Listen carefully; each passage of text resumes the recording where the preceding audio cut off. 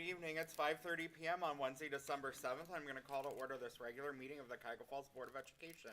Ms. Stoiko, will you please call the roll? Ms. Coco? Here. Mr. Gomez? Here. Mr. Harris? Here. Mrs. Schaefer? Here. Ms. White? Here. Thank you. Item B, approval of agenda. Number 1, motion to approve the agenda. It's recommended that the Board of Education approve the agenda of the December 7th, 2022 Board of Education meeting. Action by the Board of Education and adoption of a consent agenda means that all items are adopted by one singular motion unless a member of the Board of Education, treasurer, or superintendent requests that any such item be removed from the consent agenda and voted upon separately. Second. Any discussion? Please call the roll. Ms. Coco? Aye. Mr. Gomez? Aye. Mr. Harris? Aye. Mrs. Schaefer? Aye. Ms. White? Aye.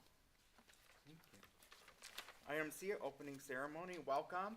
We have so many amazing things to celebrate here in our school district, and you're going to get to hear about some of the awesome things that our student and staff are doing tonight. So welcome to all of you. Our vision, Cuyahoga Falls City Schools, the hub of our community, committed to a culture of caring. We innovate, we create, we personalize education for all.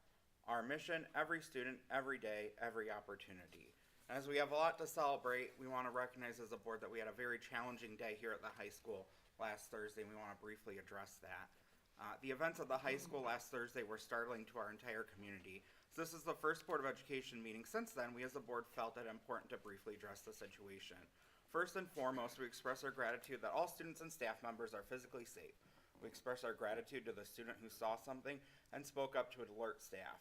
We express our gratitude to the high school administration for taking swift action to keep our students and staff safe. We express our gratitude to the Cuyahoga Falls Police Department for their swift response and continued investigation into the origins of what turned out to be a swatting incident, which has unfortunately become all too common for schools across America. We express our gratitude to Dr. Selico for leading our district's response during and after the event and for her thoughtful message she sent to our families that evening.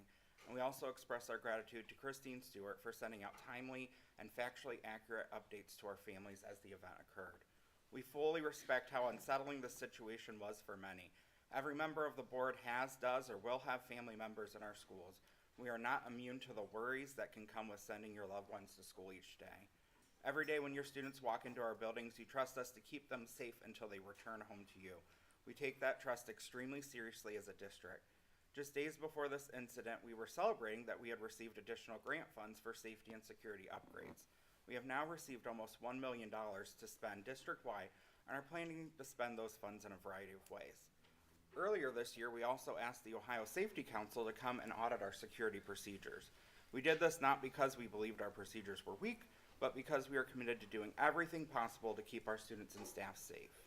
While our full security plans are confidential according to Ohio law and for understandable reasons, we are committed to sharing some of the upgrades to our security that we do after they are implemented with our community and most importantly our families, students, and staff.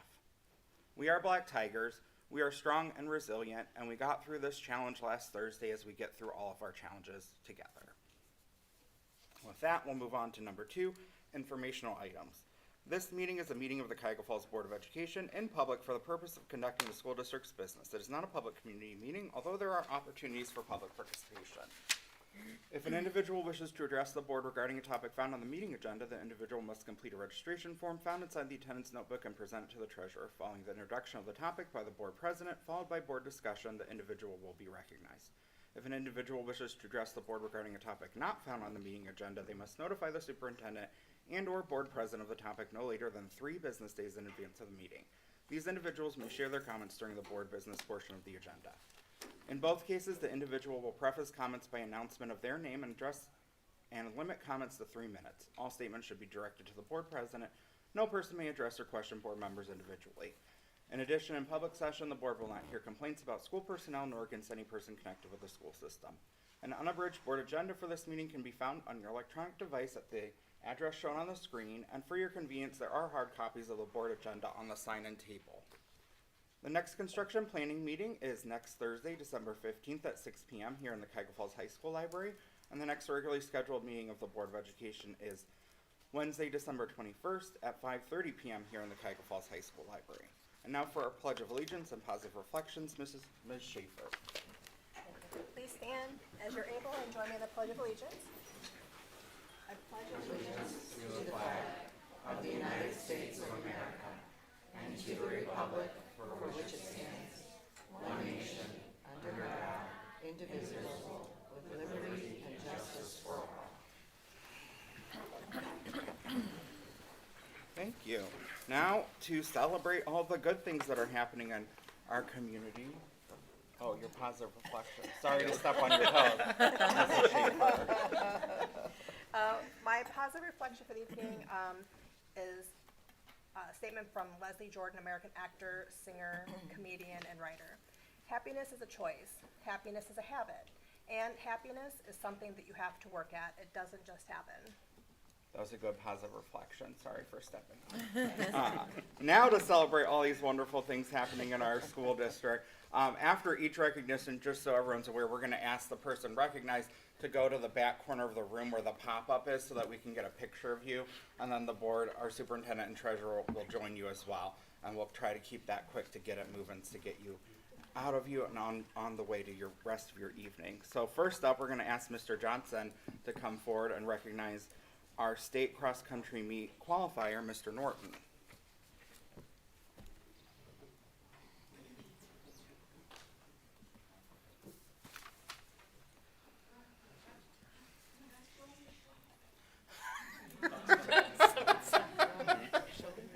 They said, run, show us. Good evening. First of all, I just want to congratulate all of you Top Tigers out here. It's a great honor to be here. So all you kids and families out here, congratulations on being a Top Tiger. I have the honor to recognize Jacob Norton tonight. Jacob is a senior here at Cuyahoga Falls High School. I have known Jacob for a long time. I was Jacob's teacher in middle school at Roberts. And the one thing Jacob needed was an outlet. If you know Jacob when he was little, he was rambunctious. little bit crazy, but we loved him. And we always thought if he ever got an outlet, he was going to be dangerous. He just so happened to get that outlet running cross country and track here at Cuyahoga Falls High School. This year, he did some things that, well, that's why he's here to be recognized, that are stuff hasn't been done in our school before.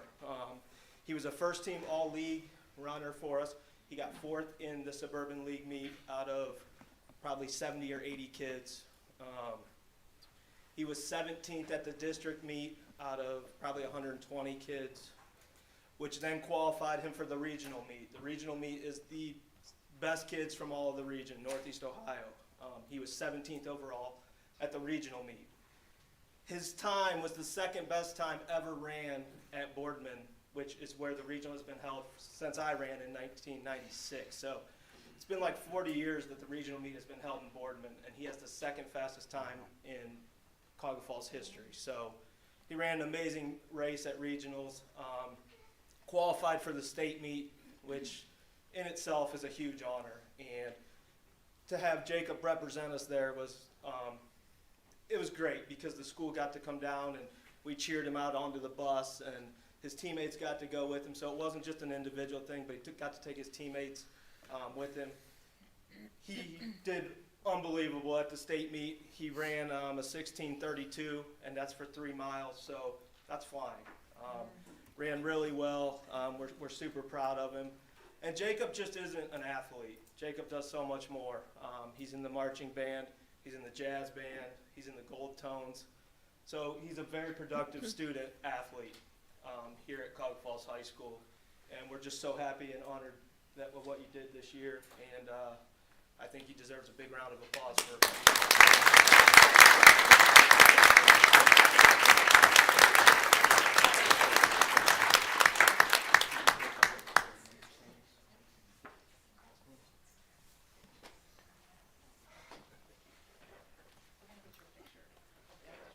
So we're going to go take a picture and come back for the next one. No, fantastic.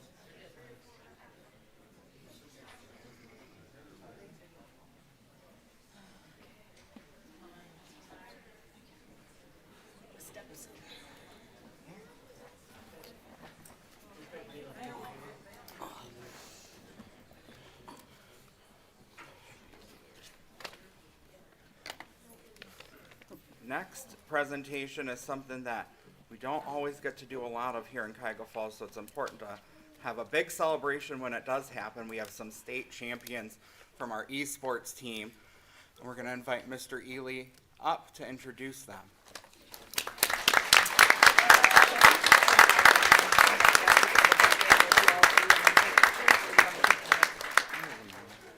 It was pretty fast.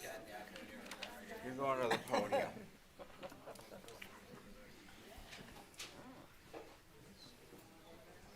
Hi guys. Yeah, state champs. Doesn't happen a lot. It's cool when it does. I've been coaching football a long time. I'd like to get one of those there, but these guys did a great job. It's technically our 4th year running the program. It's like our 5th total season, but it's really only our 3rd competing in the Esports Ohio. Since that time, we have a 2nd place in Fortnite, a 3rd place in the States in Valorant, and then finally a 1st place in the States this year in Valorant. We were 1 point away from winning the States in Fortnite as well. We literally left 1 point on the board, and you know, they tried real hard, just didn't get there. So this year we're really trying to grow the program. This is kind of the first year we're official, if you want to put it that way. So we're really trying to grow the program, add some games, add some pieces and parts to it.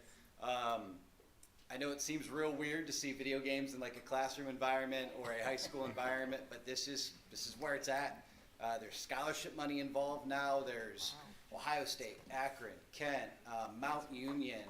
Who did you just talk to the other day? West Virginia. All these schools are looking to add esports athletes on scholarships. It's a pretty incredible time we live in right now. So without further ado, I'm going to introduce my team captain, who will introduce his players for me. I'm just going to go by gamer tag because that's more fun. This is Salfi. Salfi, take it. Go on. Just introduce that.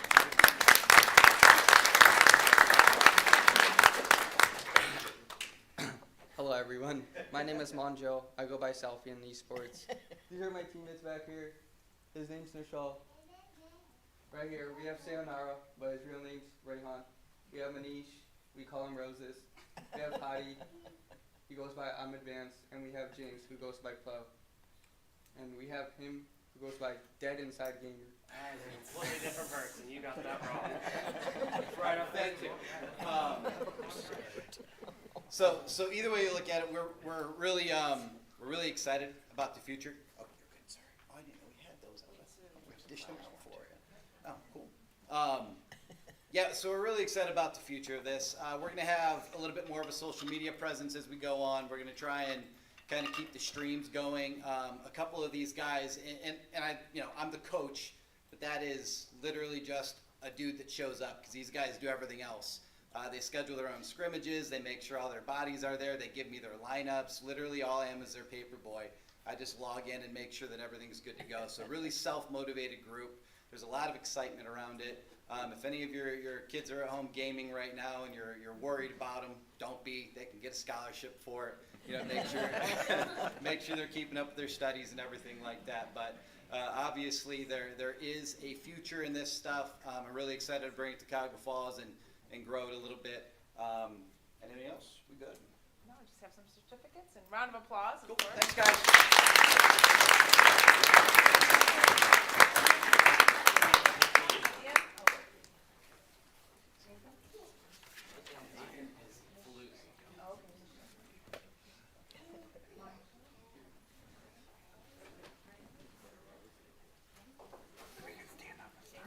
Oh, okay.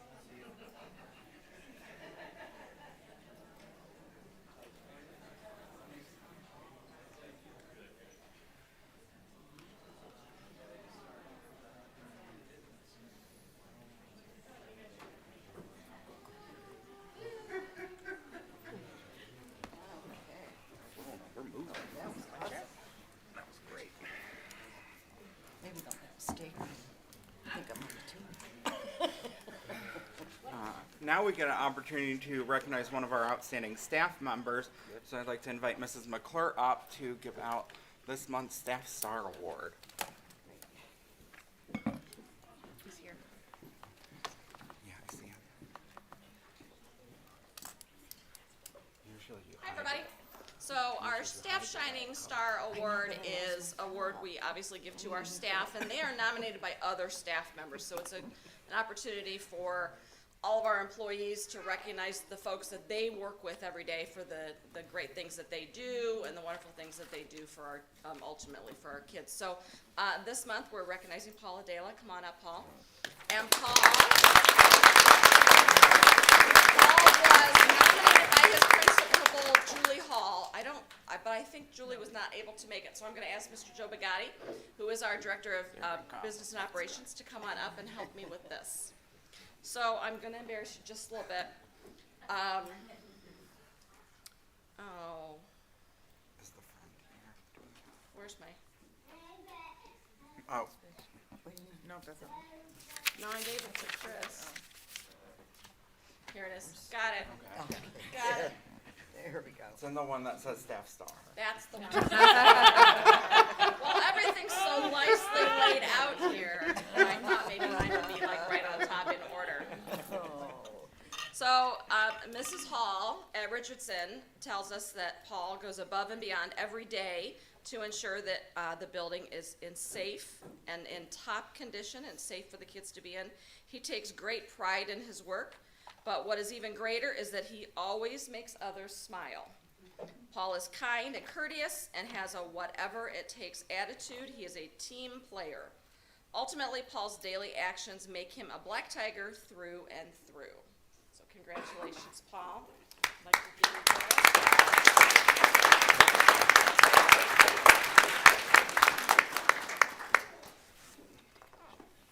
So he got a certificate and a visit from Dr. Selico at his place of work, and then he also gets the Star Award to put in your office and make everybody else jealous.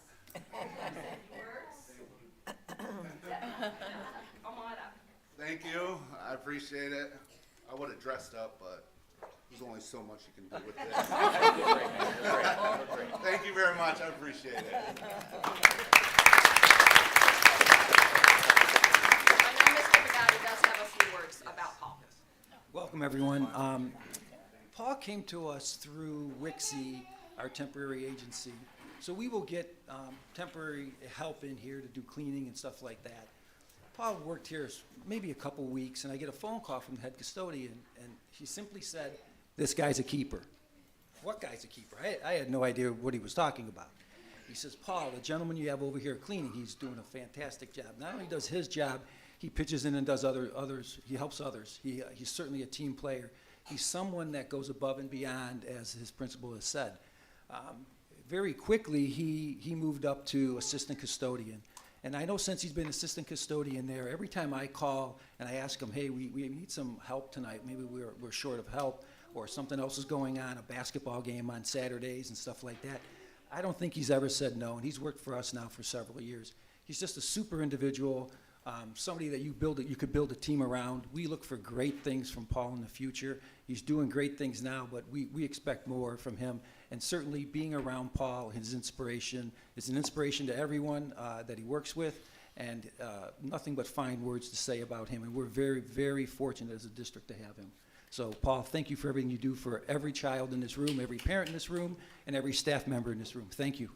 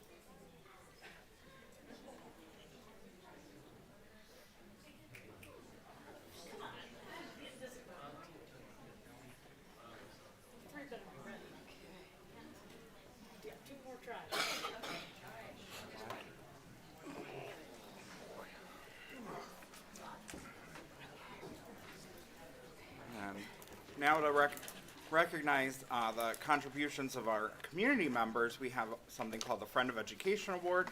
I'd like Dr. Solico to take the lead on this one, please. Thank you, Mr. Gomez. Good evening. As Mr. Gomez says, I'm Andrea Solico, the Superintendent of Schools, and I have the distinct honor of recognizing our Friend of Education Award. I'm stepping in for Julie Hall. So as I read this, you have to envision that I'm Julie, because otherwise it won't make a whole lot of sense, because I'm not the principal at Richardson, but I'm going to read it as she has written it. But Dr. Bueller, if you could come forward. We have Dr. Bueller here with us this evening. Dr. Bueller is our recipient of the award, so I'm going to have you stand here as I read about you. Congratulations. Right there. All right. Trisha Hullub, who is here this evening, she's a teacher, right? She has the baby in the back. I walked up to her and said, "Would you like to read on your baby?" And as soon as I saw the baby, I thought, I bet you're going to say no. That wouldn't be a good idea, but it'd be fun to have him up here. So Trisha would like to nominate Dr. Bueller for the Friend of Education Award. She has provided tremendous help with our chicken project at Richardson Elementary. Our third grade chicken project started a few years ago when Mrs. Hullub's had Dr. Bueller's daughter in her online class in 2020-2021 school year. The Richardson's third grade team participated in the Educational Service Center, that's our ESC referred to as. They had a chick quest where they learned all about hatching chicken eggs. The ESC provided us with the equipment and materials needed to complete this with our third graders. Dr. Bueller helped us because her family owns a farm and has completed this project before. She gave us advice and then was so kind to take all 28 hatched baby chicks. She then continued, wow, that is a lot. Don't talk to my family. They love all sorts of little animals. Before you know it, I'll have chicks and goats and cows if they could have it their way. She then continued to help each school year with providing the fertilized eggs, supporting us with questions, and taking our hatchlings to a nice home, which is your family farm. This has really helped us to save money and time, which were the fertilized chicken eggs, because they're very expensive. She also helped last year by visiting our chicken birthday party. That sounds fun. A party we have after the baby chickens hatch each school year, so that's really neat. Dr. Bueller also works at Goodyear and talks to the students about her job and what a scientist does. We are truly grateful for the amount of time she has put in to help enrich our students, and this is why we would like to present this award to you. Congratulations.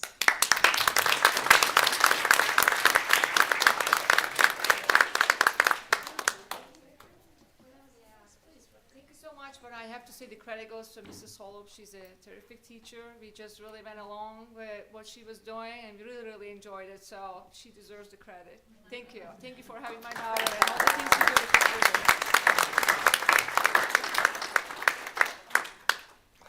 Okay. Another one. We're almost there. Top tigers or not?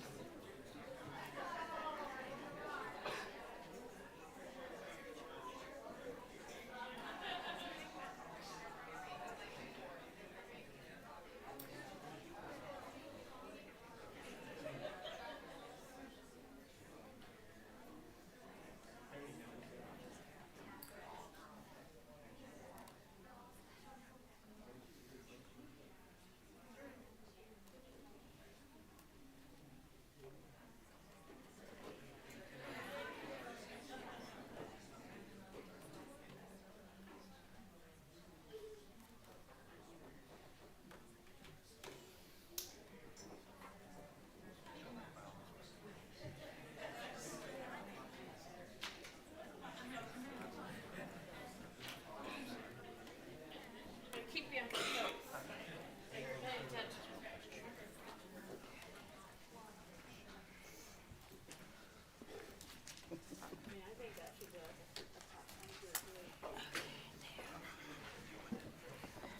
In our vision statement, we say we're the hub of our community, so we think it's important to take time to recognize people that are part of our community that make all these opportunities for your children possible. So our staff and our community members as well. But most importantly, we're about our students. That's why tonight's presentation started and will now end with celebrating some of our student achievements. So for our Top Tiger presentation, Dr. Selika. Thank you, Mr. Gomez. We only have 18 more trips back and forth.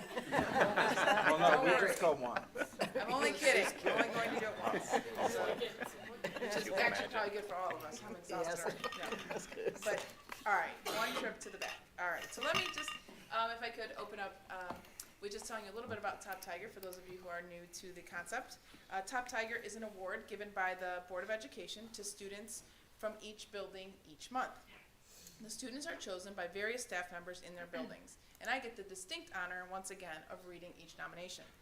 I'm going to ask that when I announce the student's name that you come forward, and I will read about you just like you had seen previously, and after that, we will have the students receive their bags from Mr. Harris, who's going to help me this evening, a bag, a certificate, and a flower. There are some goodies in the bag you'll hear about in a moment. And after all the students have been honored, as we mentioned, we won't go back and forth 18 times, but we will all go back there for a picture. And then you'll be free to go for the evening, and we will carry on with more business. I would also like to add that we have generous community sponsors, as Mr. Gomez had mentioned, including the Cuyahoga Falls Schools Foundation and Alumni Association. And we'd like to thank all of those partners who encourage our students to be the best they can be. And I would like to ask Gary Metcalf, who is the Executive Director of the Foundation, to just say a few words before we begin our awards. Thank you, Mr. Metcalf. Thank you.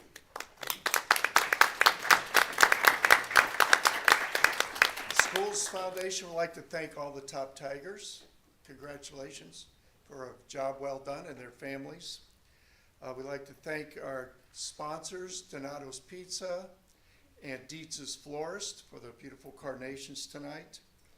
Some of the things that the foundation does: we sponsor all class reunions, we help out with class reunions, we honor distinguished alumni of Cuyahoga Falls schools, we provide teacher grants. In the last 8 years, we've helped with over $40,000 worth of teacher grants.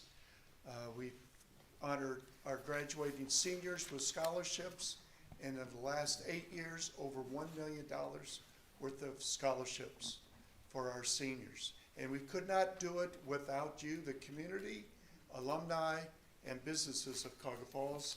And last but not least, all the Top Tigers will get a nice t-shirt tonight. After you're done with all the pictures, go out to the library, hang a left, go down the main hallway to room 406, and you'll be receiving one of the t-shirts. Congratulations and thank you.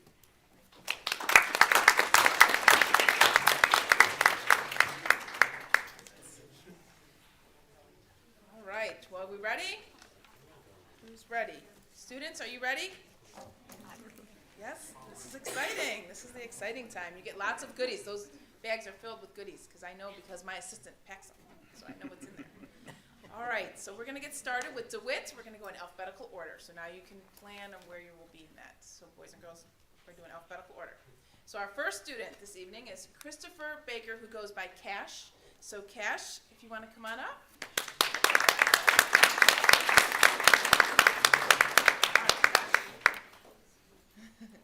Cash is the epitome of a black tiger, and I am so glad to have him in our class every day. Not only is Cash a good student, he is also a good friend and a good person. Cash shows us what it looks like to be dedicated to working hard and making improvements every day. He arrives at school ready to learn and is respectful to all of the adults and classmates. This scholar is always listening, trying his best to pay attention and taking responsibility for his learning.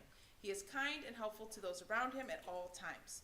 Cash has many interests and is always bringing in things from home that enhance what we are learning in class. He is full of knowledge.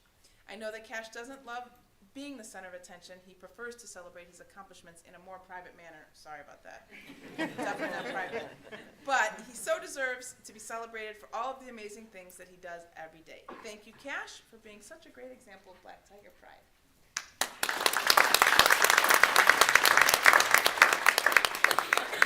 Stewart, straight back. All right. Great. Our next student is Cora Ellison. Cora?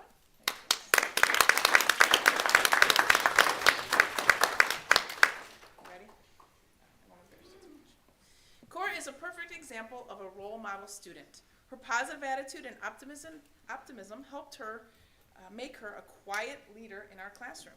She's always doing the right thing. She does not shy away from a challenge at school. She calmly works on difficult problems with perseverance. She's a responsible student who does a nice job at keeping organized and ready to learn. She even helps students around her to do their best by redirecting them to appropriate behavior. Okay. She consistently turns in complete and accurate homework. She is always kind to others. She empathizes with her peers and is able to work with them in almost any situation. Cora is always respectful and polite to her teachers and other adults in our school. She exemplifies the wonderful qualities of our Cuyahoga Falls Top Tigers. Thank you, Cora, for being the wonderful young woman that you are. We are very proud of you.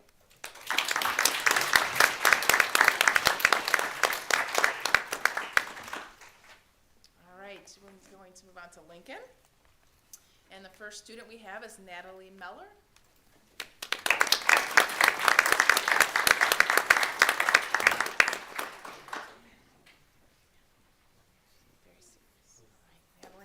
Natalie is a fourth grader at Lincoln Elementary. Natalie demonstrates Black Tiger Pride daily and is a true Lincoln leader. Natalie is a very kind, caring, and polite young lady. Natalie is always respectful to her teachers and classmates. She is always willing to lend a helping hand wherever it is needed. Natalie is a hard worker across all subjects and always tries her best. Outside of school, Natalie enjoys camping with her family in a variety of places. Natalie also has one dog named Jack, and her favorite colors are orange, mint, interesting, and lavender. Natalie excels in art and it is one of her favorite subjects. One day, Natalie wants to be a queen. A queen.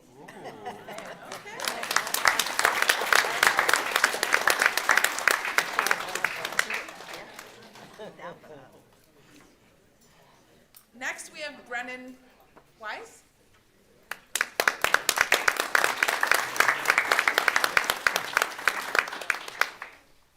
Brennan is a fourth grade student as well in Mrs. Jordan's homeroom at Lincoln Elementary School, and he consistently participates in class by volunteering to read as well as asking and answering questions. He is engaged in discussions and always makes connections from what we are learning in class to things outside of school. He is so helpful to his classmates and teachers. He includes others and is a friend to everyone. He shows Black Tiger Pride wherever he goes, including the baseball diamond. Thank you, Brennan, for setting such a terrific example for others to follow.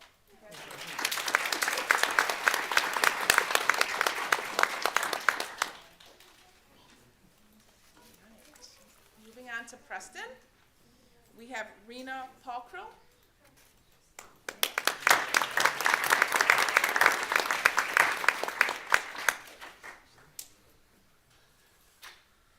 Rena is an amazing young lady. She is quiet, responsible student who can be caught doing the right thing at all times. She works hard each day and is always participating in the activities and discussions. She gets along with everyone and is easy to work with. Rena takes pride in her work, and it is important to have her work not only completed, but done completely and correctly. You are a great example of Black Tiger, as a Black Tiger leader, Rena, and congratulations.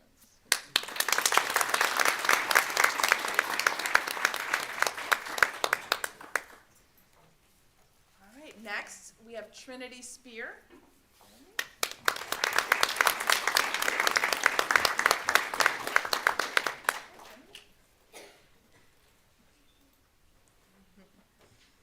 Trinity Spear is an amazing classroom leader. She exhibits Black Tiger Pride in all that she does. She is always dependable and participates in all activities, giving her best. She can be counted on to help anyone, and students always smile when they have Trinity as a partner. Nice. One of Mrs. Wood's favorite things about Trinity is every day she says good morning with a smile and her bubbly personality. She is caring and polite to students and staff. Not only does Trinity have a positive attitude on the easy days, but she also does not quit or become frustrated when working on tough problems on the hard days. Trinity, you are an amazing Black Tiger leader, and we know we can count on you to keep showing other Tigers the right way.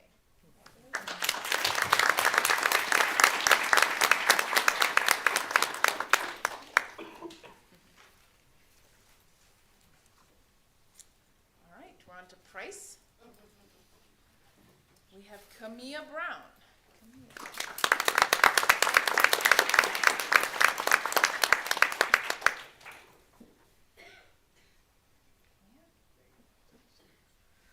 Camilla is being recognized as a top Tiger for the following reasons. What do you think they are? Let's see. All right. She is a true joy to have in class and will always give her best 100% of the time. She comes to school ready to learn, and she participates in class discussions and activities. She does very well socially and is well liked by her peers. She always displays a positive attitude. She is very deserving of top Tiger. Congratulations, Camilla. We are very proud of you.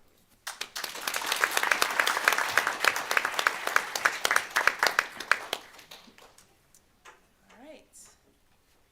Next, we have Nathan Claus.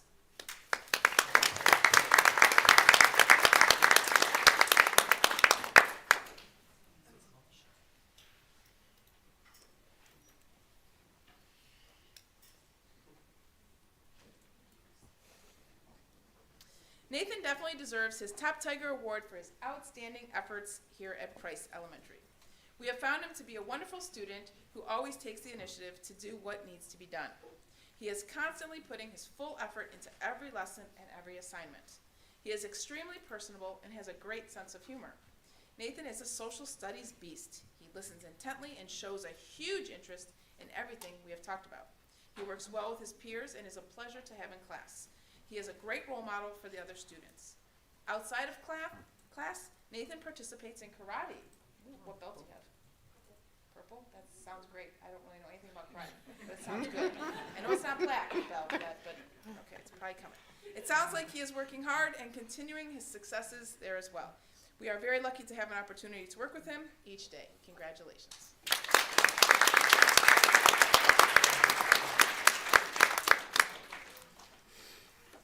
All right, on to Richardson, and we have Jace Hawkins. Jace?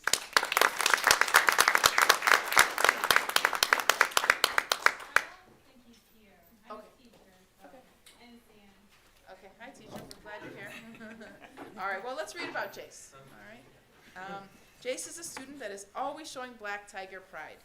He is a role model for both in and outside of the classroom.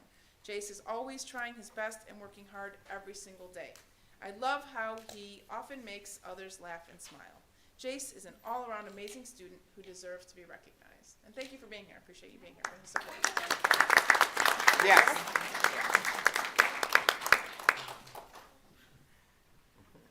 Now, I know what's in there, so I'm going to ask Jace when I see him tomorrow. Nothing's missing. There you go. Thank you. Okay. Next, we have Natalie Ipe. Natalie? Oh, there she is. Yes, right. All right, Natalie. Natalie is a first grade student, all right, who absolutely loves school. Loves school, in big letters. She is a model student who displays Black Tiger pride daily. In our classroom, we fill internal buckets by displaying acts of kindness, and Natalie is a pro at this. Her classmates enjoy being partnered with her since she is kind, hardworking, and follows the rules. Natalie enjoys writing stories about her friends, family, teacher, and narwhals. Oh, I like narwhals too. During student-led conferences, Natalie talked about her learning goals and taught her family about an author we are studying. Her love of learning is inspiring to others, and this is why Natalie deserves to be recognized as one of Richardson's first grade top Tigers.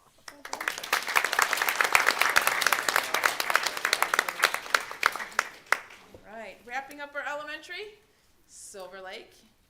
All right, let's see. We have Vivian Burdett.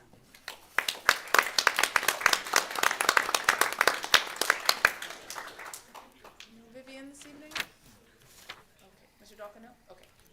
All right, well, we'll read about Vivian. Vivian is an amazing fourth grade student at Silver Lake School. She arrives each morning with a smile and gets ready for her day without being asked. She is always on task and participates often. She may be quiet, but she isn't afraid to ask for help. We enjoy her hard work ethic and making sure to put forth her very best. We appreciate what a great friend she is to others and being a good role model for all. We are so very, very proud of our fourth grade top Tiger, Vivian Burdett, and those are from her teachers. So congratulations. Mr. Dawkins, can we trust you to take her stuff? Yeah.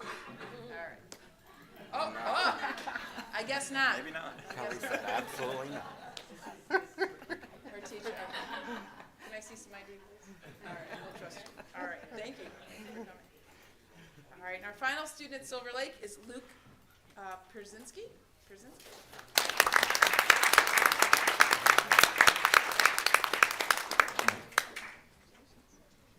All right, Luke is a wonderful student and citizen.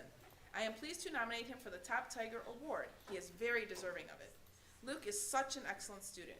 He is so kind to all of his peers, and he treats others with the highest respect. Luke is a great role model.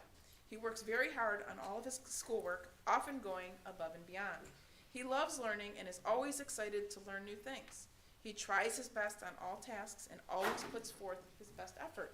I look forward to having Luke for the remainder of the school year. Congratulations, Luke.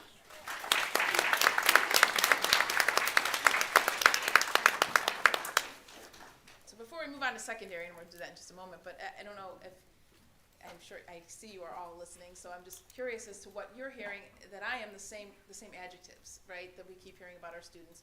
Respect, their leaders, their peers like them, that they get along with others, collaboration, so common themes, and those are all such great things, and those of you as parents should be very proud. And it'll be no different with our secondary students, but I just wanted to pause while we were getting settled. All right, so we'll start with Bolick. We have Jonah Hillier.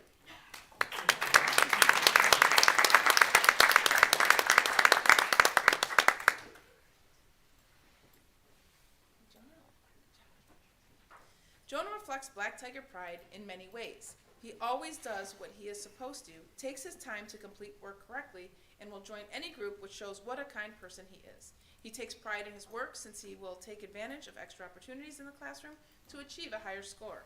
Although he is a quiet person, his positive attitude regarding his responsibilities and being kind speaks loudly. Congratulations.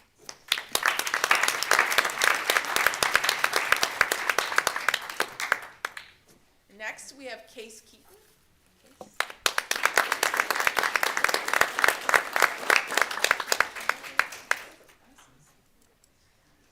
All right. Case is an outstanding 6th grader. Since the beginning of the school year, he has worked hard in all areas of school. Case is a positive role model for his fellow classmates.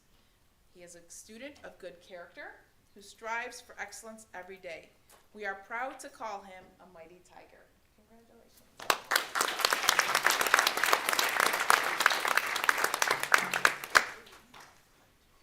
Okay, next we're moving to Roberts.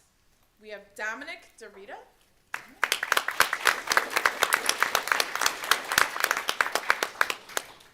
I have met a lot of Dominics in this district. I think I met 2 today, actually, in the schools. My brother's name is Dominic, and my father's name is Dominic. It's Dominic. Yeah. All right. Dominic is an extremely hardworking student that strives to do his very best. Liked by all of his peers, Dominic is known to be the one in the group who does the right thing, even if nobody is watching. That's the best. In class, Dominic has always been very respectful of adults and works his tail off, completing all of his assignments, earning all A's and B's for quarter 1. His friends see it every day, and so do his teachers. Dominic is a leader destined to do some great things. Way to go, Dominic. You are our top tiger.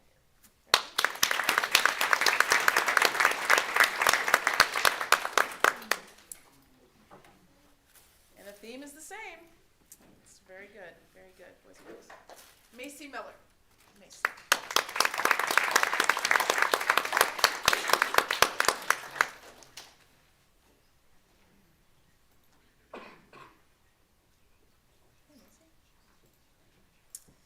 Macy is in 8th grade, and as an 8th grade staff, we feel very fortunate to have Macy in our lives.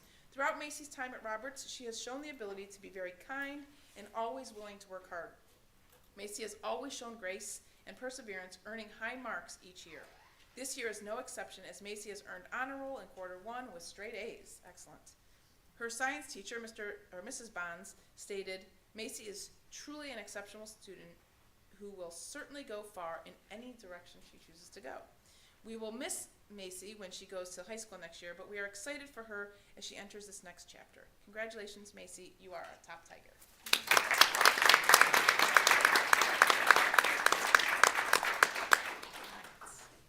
And last but not least, the high school students, you always have to wait, don't you? Always last to go. It's kind of like the tallest and shortest. I was always last in the line.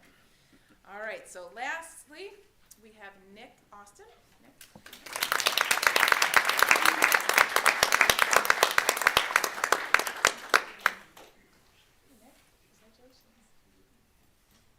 Bogdan is a senior, wow, at Cuyahoga Falls High School, who every day demonstrates a natural curiosity and an eagerness to learn. Nick quietly leads by example and is someone his classmates trust and go to for help. He is incredibly responsible and has the persistence to stick with challenging activities and other complex projects. Nick's influence extends well beyond the classroom. He has been on the varsity bowling team for all 4 years of high school, and his coaches describe him as a natural leader who is guiding his teammates to another Suburban League championship.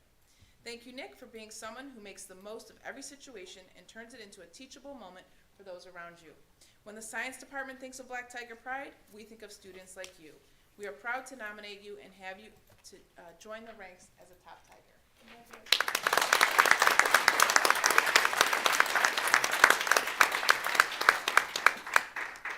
And we have one other student from the high school, but she is not able to be here this evening, I believe, which is Natalie Polidoro. Just confirm. Let's hear about Natalie. As a science department, we have lots of reasons to love Natalie, and it's not just because she keeps taking science electives. Natalie is not just a fantastic student, she is a fantastic person. She's reliable, responsible, kind to those around her, and genuinely helpful to those she's working with. Natalie is always asking higher level questions and thinking about how topics discussed in class connect to other academic content areas. In her future, Natalie hopes to major in zoology and minor in environmental management and conservation.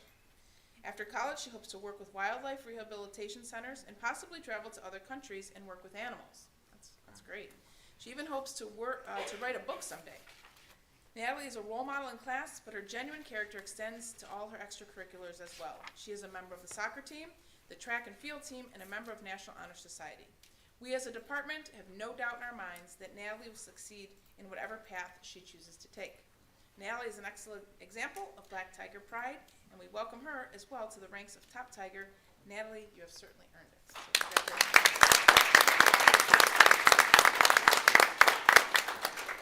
Ms. Bogdan will make sure that Natalie gets her things as well.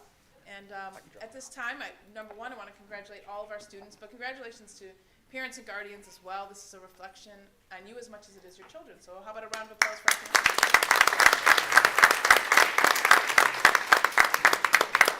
And thank you for your patience. We're going to get a couple pictures, and then if you want to take pictures too, you're more than welcome to do so. So we'll join in the back. Thank you.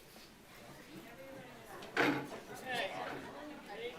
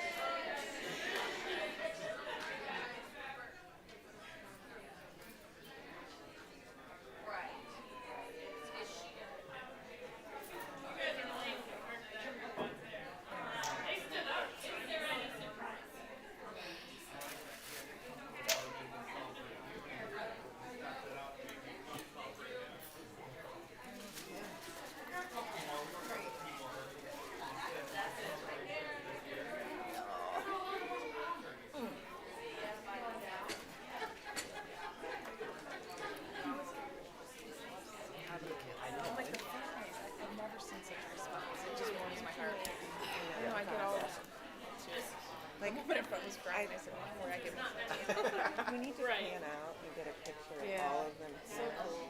It is. Yeah. Only time this is the only time we've Yeah, I don't know how many people I have in our building. and it's all positive. So. That's on me. Found those in my chair, they look like receipts or something. Oh my gosh. These are not mine. I know, I'm not sure what. Like for the chairs. I've never seen that show. I have notes. Do I know? Bill to.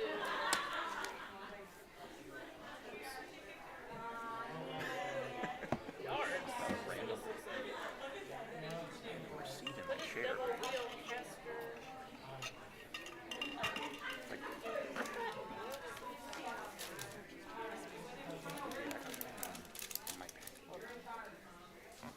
Aldi's has the best chocolate. Yeah, there's like a check. Aldi's has the best chocolate. These are chocolate. I don't know if you recognize anything on Oh, there. no. I thought you said these are chocolate. These aren't? No. These are just the mints, right?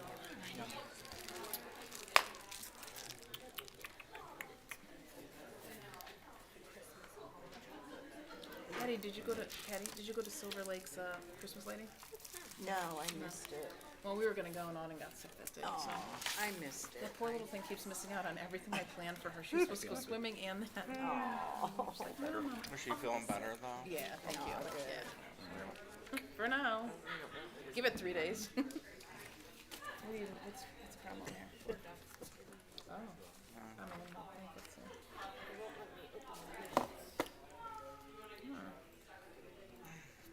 Chris said something was being wonky earlier today too. It is. Yeah, I got something when I logged in that there was some update or something. Yeah. Went into the Santa Claus. Well, they don't send the emails anymore, so I had to ask Chris because I don't have access to that.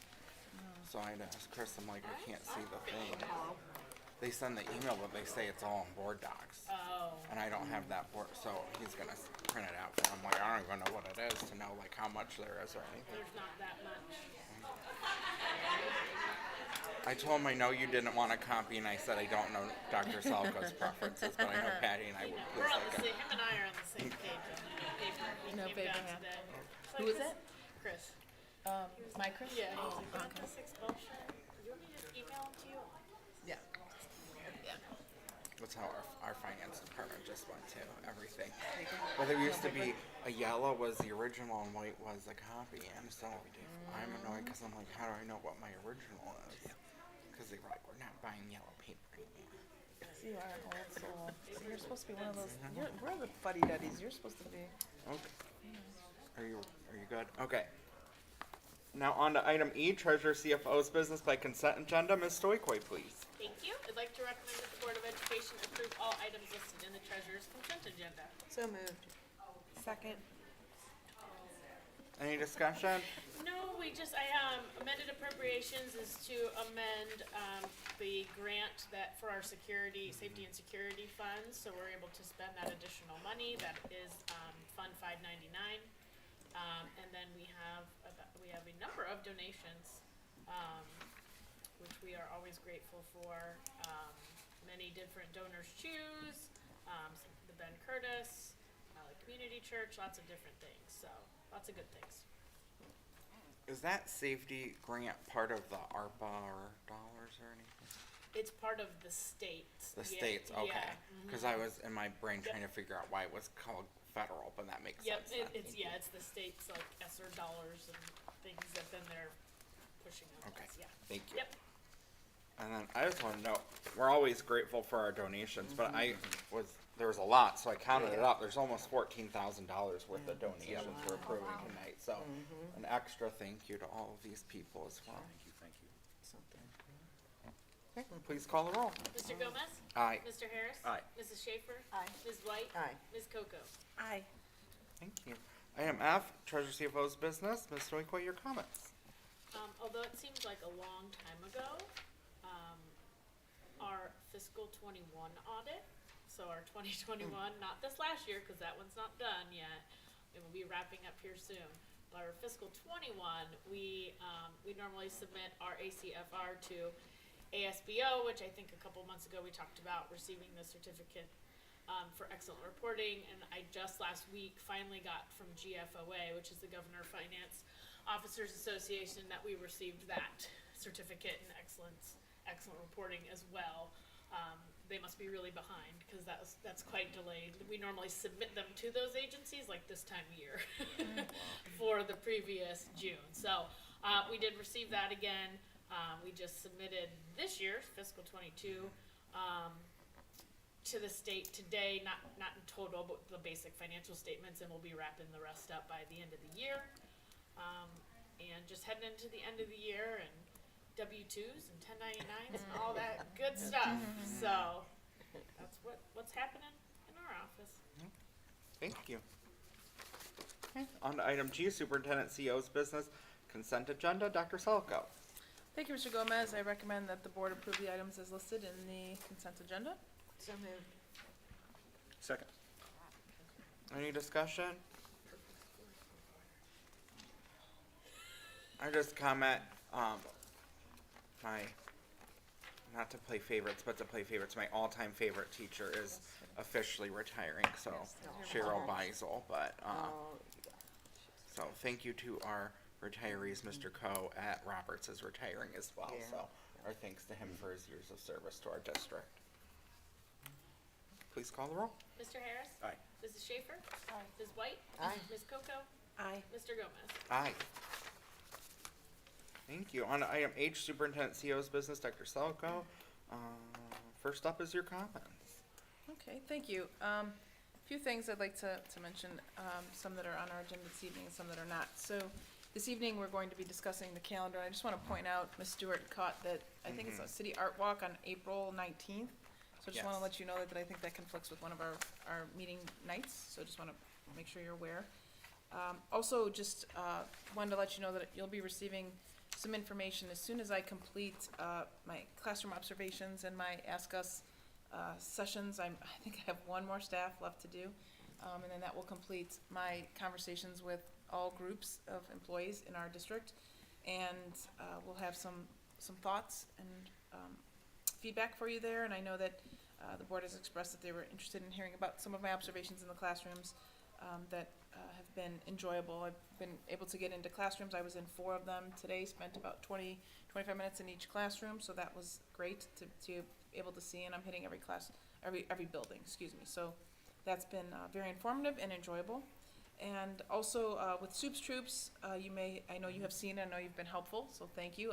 My group of students took part in a food drive, and we did a stuff the bus and went around to all the schools in the district. Our staff was kind enough to generate about a good portion of the bus we stuffed with food donations and non-perishable items that will go to Good Neighbors and to Journey Church. So we're going to be dropping those off on the 15th. I'm taking the students along with me as well, and they've been great with sorting it. So that was our first service learning project, and our second one takes place tomorrow night from 6 o'clock to 9 o'clock. It will be me and Miss Stewart.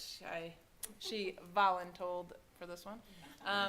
She did volunteer to help me out tomorrow evening, and it'll be the 2 of us with 25 little elementary children, and we will be providing babysitting from 6 o'clock to 9 o'clock, so parents could just have an evening out or shop or whatever it is that they would like to do. So we've got some organized activities, and so I'll feed the students, and then we will provide activities there. So that's Where's that at if board members want to pop by and greet great. your Yeah, Soups sure. Troops? We're in the little theater. We'll be in. There's a like a home ec. What do they call it? Basically. Yeah. Yeah. Okay. Right. Gotcha. So we have about 4 rooms that will be divided up in there. So you can more than glad to have you come along. And then we've mentioned. I know Mr. Gomez did a nice job in the statement this evening about the high school incident and swatting, and I just want to thank again, and I know you did, but just to reiterate the work of our staff and the administrators in the building, and how we did, I think, a very nice job. I was there from the start to the end of it, and all along the way, and so I thought it was well done, and it's just, I want to reiterate and tell parents yet again, and our students, for those who are listening, that you have got to have conversations, please, please, please, with your children, that this is very serious. And that when you shut down schools, and it's not just ours, but when you look around, and schools are being shut down for threats that are being made, that's unacceptable and honestly should be punishable. And I'm not one for punishing students, but these are crimes that really need to be addressed, and they are. And we take it seriously, and police are involved, and we will continue to involve police in threats such as these. So please talk with your children. Just a couple other things. After this evening, there's a concert. I was here Monday night with Ms. Schaefer, and so that was the band, and tonight is the choir, so looking forward to that. And then I'm not sure if we were going to, this is just lastly, have any conversation about our construction meeting on December 15th, but I did get some questions from the community, from one of the members of our community who expressed a need to answer some things that are continuing, I guess, to be asked about the project that maybe we haven't addressed. And they're not necessarily Hammond or TDA, but more so from the district's perspective, and I'd be glad to address some of those things if the board would like. But legitimate questions that we've heard before, you know, what will happen to the high school, what will happen to Roberts, those kinds of things, when we'll be moving in, and so just some generic overview of questions. So if I can share those with you, and if you're okay, I'll be glad to add that evening. Those are the same questions we heard from the community when we were down at the Falls Friday, so. We know that they're out there, but people are happy to get responses and know that we're thinking about these things as well, so. We could definitely just, tack that onto our board superintendent update part of the next Thursday's meeting. Okay, I'll be glad to do that. You'll send that to us so that we make sure that I we will. prepare our thoughts and we can all be prepared together. Okay, great. And I had one suggestion. So with these classroom observations, the Ask Us sessions, I know you have one more Ask Us that price, and then I think it'd be great if we could get pictures, and even if Ms. Stewart's busy, but maybe Ms. Wyckoff, since I know you're going to Price, like snap a picture. I think that's really valuable for our community to see the work that you're doing, to understand our district, to see what the education's like. I think those would be really good potential social media posts for our community to see that the investment you're making in understanding our district, so. Sure, great, we can do that. Because nobody likes to be the one to toot their own horn, so sometimes we have to throw these suggestions out. Okay. Thank Yeah. you. Thank you. Next up is Wright Engineering proposal. Mr. Bugatti is going to give us a little update on this, but first, we should probably get a motion. It's recommended that we approved the Lincoln and Richardson Elementary HVAC upgrades to be provided by Wright Engineering. So moved. Second. Ms. Coco. And then Mr. Bugatti, if you wanna give us a little overview of what all this is. Mr. Wright was gonna be here tonight, but he had a health issue, unfortunately. So we hired Wright Engineering to do the scope of work, documents, bidding, ordering of all the equipment, making sure the job runs smoothly, all the way to the very end of the checklist. So they'll be working with the district, they will handle all of those phases. I did get some, I consider it probably pretty good news, but when I say pretty good, I say, right now there's about a 40-week delay in our univents, just the univents. Well, that's not a good thing trying to put air conditioning in our buildings for summer, but we won't be rushing it, and this is why I say it's good news. We'll have a nice amount of time to go ahead, do a scope of work, develop documents, do the bidding and everything, to make sure that we have it done well for next summer. I hate to be the bearer of bad news tonight, to some degree, about not getting done this summer, but I don't believe it's gonna happen. It's gonna be pushed back to next summer. I say that with a great deal of confidence, just because of where we are with bidding. The supply chain hasn't loosened up at all, and last thing we wanna do is rush something and have a job that's not well done. And that's most important. Also waiting, we're gonna give the contractors time to do their schedules for next year. And what that typically brings is a savings to us. As you know, if you're trying to get someone to paint your house, and they have a bunch of work, they're gonna upcharge you. They're gonna say, we don't really have the time right now, but if you're willing to pay more, we'll squeeze you in somewhere. So I really think that this is gonna be beneficial to the district. This is not something that we wanna rush. This is a major undertaking, replacing boilers, unit vents, rooftop units, controls. So I think it's better we do it the right way. And then the other 3 elementary schools, we'll talk about the following summer. So I think that this is the right way to go, and I just wanted to bring this to you today and let you know this. So that would be summer of 24 for Lincoln and Richardson, summer of 25 for our other 3, Yes. correct? Okay. And it may allow us to free up a little bit of money to finish some roof projects. We have some roof projects that I know you may be seeing in my Friday notes, in the Friday notes from Dr. Selico, and it'll allow us to finish some of those roof projects that are much, much, much less expensive this year, and I think that would be a really good start to this 5-year emergency levy that we have now. Any questions, comments?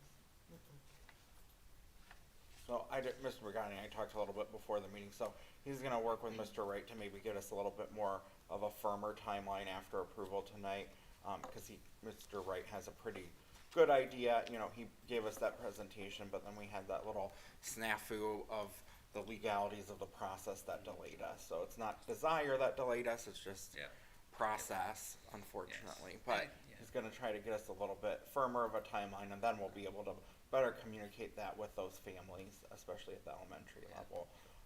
Because I know that they're excited, I know staff is excited, I know my nephews at Lincoln are very excited at the prospect of air conditioning, so it'll be nice to be able to give them some firm dates on when that'll happen. Mr. Gomez, if I Yeah, may go ask ahead. one question. So, Mr. Bagatti, you said the following summer. Would it be the fall?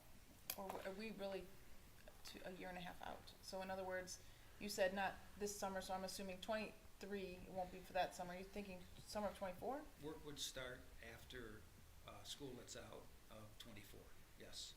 So May of 24. Much of this work has to do with controls, which of course is inside the building. Much of the work is univents. We're actually replacing all the univents in all the classrooms. That's not something that we can do during school days. And it's, we obviously need those univents for heat and stuff like that. So that will all have to be done in the summer. What's good about it is it's going to guarantee that we have everything here ready to go as soon as we possibly could start after school. So that's the plus side of it. And we look for it to be a little bit cheaper because of that. Yeah, I know. I was talking to some people, and it's good that gas prices are going down and inflation seems to be easing. That's very good for this project and potentially our construction project, but unfortunately, the supply chain issues and construction are just still horrific. So that's the biggest challenge we continue to face with stuff like this. Yes. There'll be more to come on it, but if I have any updates, if something might change, I'll certainly let everyone know. No, it's a good start, I think. Official action to make it happen. Yeah, thank you. Okay, please call the roll. Mrs. Schaefer? Aye. Ms. White? Aye. Ms. Coco? Aye. Mr. Gomez? Aye. Mr. Harris? Aye. Thank you. On to item I, board business. I'm gonna turn the meeting for the purposes of number 1, which I have to abstain from due to a conflict of interest. So I'm gonna turn the meeting over to Vice President Ms. White. Okay, it is recommended, just that? Yeah. Okay. I didn't know if you want me to read this whole thing. No, you don't have to. Okay. It is recommended that the Board of Education approve the resolution authorizing the exchange of property owned by the board for property owned by the city. So moved. Any questions, anything? Call the roll. Ms. White? Aye. Ms. Coco? Aye. Mr. Gomez? Abstain. Mr. Harris? Aye. Ms. Schaefer? Aye. Thank you, Ms. White. Okay, number 2, resolution opposing the discrimination of students being considered by the State Board of Education. It's recommended the Board of Education approve the resolution opposing the discrimination of students being considered by the State Board of Education. I'll make the motion. Okay, and I will second. Okay, and then I'm gonna turn it over to Mr. Harris to read. All right. Resolution opposing the discrimination of students being considered by the State Board of Education. Whereas local school boards are the bedrock of governance and public education with statutory authority to establish policies and regulations by which our local schools are governed, and whereas local school boards and communities best understand the needs and priorities of our students and are most invested in their well-being and success, and whereas Local school boards marshal a frontline defense protecting students from discrimination, fostering safe, inclusive, advantageous educational environments that protect and affirm all children, regardless of race, religion, disability, and sex, including gender identity and sexual orientation. And whereas students do best when families are involved as partners in supporting their students' education and development, and whereas local school boards incorporate the needs of families and students when setting and implementing policies and procedures that comply with the law, reflect best practices in education, and embrace the inclusive values of our communities, and whereas students and communities are harmed when state leaders promote policies that elevate the rights of some stakeholders and subjugate the rights and liberties of others, and whereas state leaders undermine our ability to do our job and ultimately divide our communities by spreading disinformation and exclusionary narratives, including submitting proposals to reject federal anti-discrimination protections. Now therefore be it resolved that we oppose actions by the State Board of Education that promote discrimination, harassment, and violence. This includes the recently proposed resolutions that discriminate against the LGBTQIA+ students and families. Be it further resolved that we urge the State Board of Education and state legislators to support local public school districts with policies that ensure the safety, inclusion, and resources necessary for the high-quality education of every child. Adopted by the Board of Education, Cuyahoga Falls City School District, the regular open public meeting held this 7th day of December 2022. Thank you.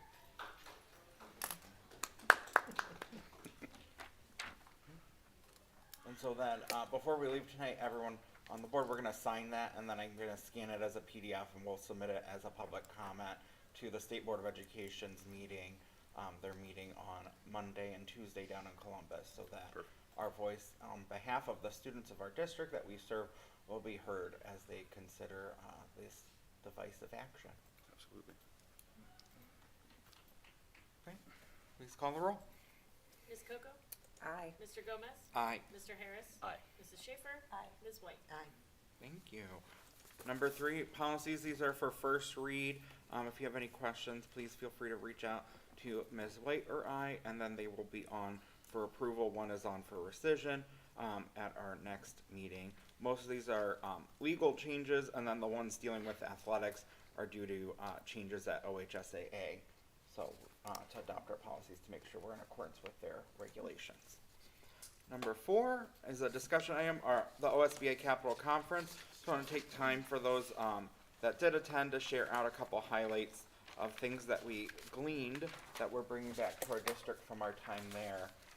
I'll start. So I'm asking everyone that attended, and I gave warning, just share 2 or 3 little highlights. So I always find, for whatever reason, that the sessions I go to on the Sunday are like the best ones of my whole trip. So I went to one that was hosted by Tuscarawas Valley School District down in Tuscarawas County, and they were talking about how they're a district that academically on state report card does very well, but how that they don't settle for less. And they talked about how they got there, and they said that they just created a culture in their district that every decision was made for, does it benefit students and how does it impact our students? And they said it's very challenging to make that happen, but that was their key to success. And then I also attended one, Marysville Executive Village School District presented, basically their Holly Merkel presented on what their Holly Merkel does. And they're a few years ahead of us. They've had this person in the position for 7 years. And it was just amazing to see all these things that can happen. And in my mind, to think that when we're at year 7, that we'll be in that place providing all those supports. And my last highlight was just the opportunity to go to the vendor fair and talk to the various vendors about things that we're working on, in particular safety and security vendors, and to hear about the upgrades and things that are going with that. And I was able to grab some information, and I was able to share that with Mr. Brigatti as well. So who's up? Who wants to go? Mrs. Schaefer? All right, well, I attended a few sessions. However, I think the 2 things I wanted to share, one was the keynote address by John Lithgow. I was really moved by it. He talked about going to, was Bookdale High School, and they had started a new program where they had a block in the morning of arts, ceramics, silk screening, and things like that. So he would that was like kind of his motivation to get to school. Like, hey, I'm gonna get to do all this fun stuff, and then I have classes the rest of the day. But that was his motivator to get him to school, to buy into all the school things, and then stay for the day. And then and since then, I mean, obviously he's an award-winning actor, but he's been an advocate for arts and music with younger children and getting them involved in that kind of thing. And then along that kind of same line, I saw at the, like in the vendor area, what was it called? The John O'Brien at South Euclid Lyndhurst School District. He is the assistant marching band director, and he had a total of 6 classes a day teaching like electronic music, like not where they're playing the instruments, but they can make a beat and they can add things to it, and so they're getting these kids involved. And someone that might not want to play an instrument or have the time to invest in an instrument for all those years, but then they're still interested in the music and learning about how those kinds of things work. So he has 6 periods a day, 4 in the high school and 2 in the middle school, teaching electronic music, which I thought was very cool. It'd be awesome to have in the school. So I remember. the more people in the arts, the better. Ms. Coco, do you want to send yours by email? I know you're having. If I could, that would be awesome. Thank you. Mr. Harris? Yeah, I'll just highlight a couple different things here. And I think I mentioned this last time. All the learning and sessions, fantastic. Learned a lot. But again, getting to know all of my colleagues down there, you know, on more of a personal level was, it was something special. So thank you all for that. I believe I attended this with Ms. Coco and Dr. Selico, if I'm not mistaken. Dayton Schools had a session on a newcomers school. They have a growing number of refugee families moving to that city. They're one of those, I can't remember the name off the top of my head, but they're an open community, inviting those folks to come and set up a home. So I was just impressive with that system and, you know, how they accommodate that growing number, and all the folks involved in you know, from the district who are helping provide these resources for these folks that come in, get on their feet so they can move on. Another session I attended was a STEM resources that can lead to real world experiences. I just wanted to highlight this because I thought it was pretty cool. I come from an employment, vocational rehabilitation background. That's what I do for a living. And I thought that this was just an amazing program. It was an interactive program, and I'm trying to remember the name of the school off the top of my head. I apologize, I can't. But they implemented this into their school, and what it does, it's for 4th to 12th grade. And the program allows for them to analyze their energy data within the school. Live energy data usage. For the example, one of the examples they used was, you know, look how the energy's spiking, you know, throughout the week here. Saturday, there's nothing. Sunday, it's spiking again. What do you think was happening that day? There was a game going on in the gymnasium. So it allowed you know, the kids to analyze data. And then what they also did at the end of that was show that, and I didn't know this, I guess I should for my career here, is data analytics is one of the top soaring careers right now in the state of Ohio, across the country, data analytics. So I thought it was just pretty cool, you know, how they use the, you know, their own energy data from within the school to teach and get the kids interacting. So. Thank you. Over to Dr. Cruz. Mr. Hutch isn't getting out of it. We'll call him at the next meeting. So, there were a few sessions that I really enjoyed and had some great takeaways. One was learning from Lori Hobson from Cleveland. She spoke about chronic absenteeism and really connecting at the student level. Another was, actually it was sponsored by Public School Works, and it was behavior interventions, tools, and techniques. So it talked through just many of the different tiers of support and some of the good ideas. It's nice to see some of the things that we are doing and then have some takeaways on some new things that we could try and implement. But the idea being having those layers in different tiers. And then another one that I really enjoyed was from Oak Hills, I believe is the district, advancing student learning and teacher growth. And that was all around the systems and how they structure their TBTs and BLTs and DLTs and some of the unique ways that they are structuring those teams. So that was a great takeaway. And I really enjoyed my time there. I especially did enjoy the vendor fair. It was great to talk to people and see all the little things that they give away, and maybe enter a drawing or two. Always fun. Maybe win a drawing or two. Maybe win a couple. I missed lunch because you were in the vendor. Missed lunch, I'm just saying. Well, you know, sometimes you've got to get hang to on, it. Joanne. They had snacks. Like, did. 15 minutes, no. Couple Snickers, you're fine. Keep moving. Like, forget this, pull myself. There were thousands of booths. I had to get to one. You didn't have to take Joanne. You're up, Miss Soy Boy. Well, I enjoyed the vendor fair up until that point when I was waiting to eat lunch and I didn't. But I always like going through there. There are some vendors that we work with that are there that some I see often, some I don't.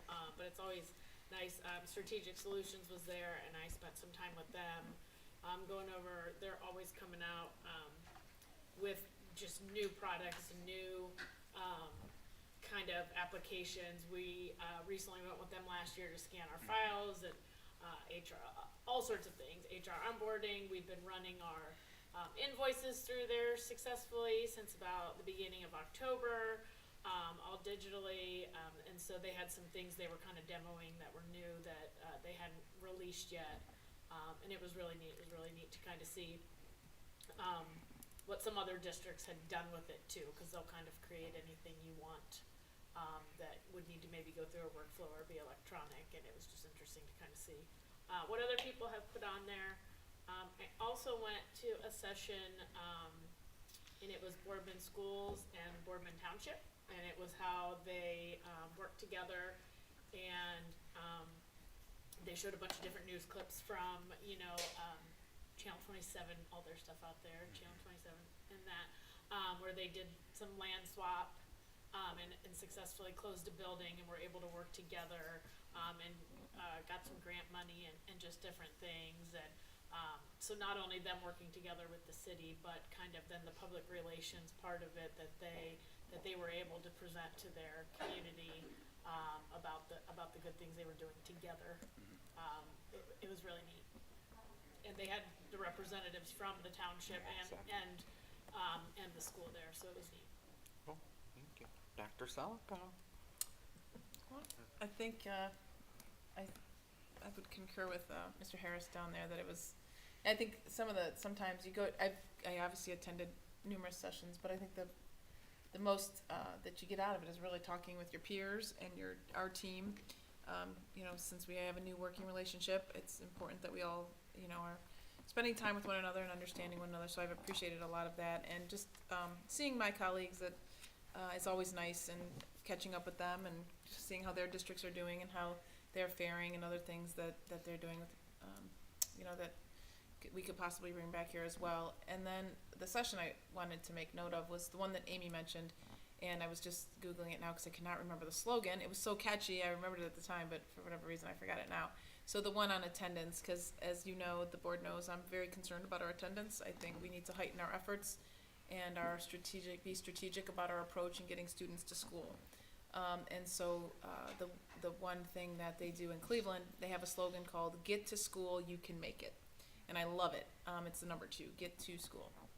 And we have some things that I've learned that we have a nice little catchy slogan and some postcards and things to get students to school, but I don't think we've been aggressive enough in really trying to help our families. It's not about a punitive measure of counting the tardies and disciplining students, but finding out what the barriers are for our parents and our students, and then addressing those. And so I have some ideas on how we can address that next year, but I think we need to be very deliberate. So I intentionally attended that one, and also then the one that Mr. Harris mentioned with the newcomers, which is not a new concept for me in the sense that I learned about it when I actually was, when I visited Cleveland schools a number of years ago when I was in Cleveland Heights just to see. But it's also a little bit of a learning curve for me and how we can help EL students. It's just not been in my past experiences, but looking forward to finding ways that we can help those families as well. That's it. Thank you. Thank you.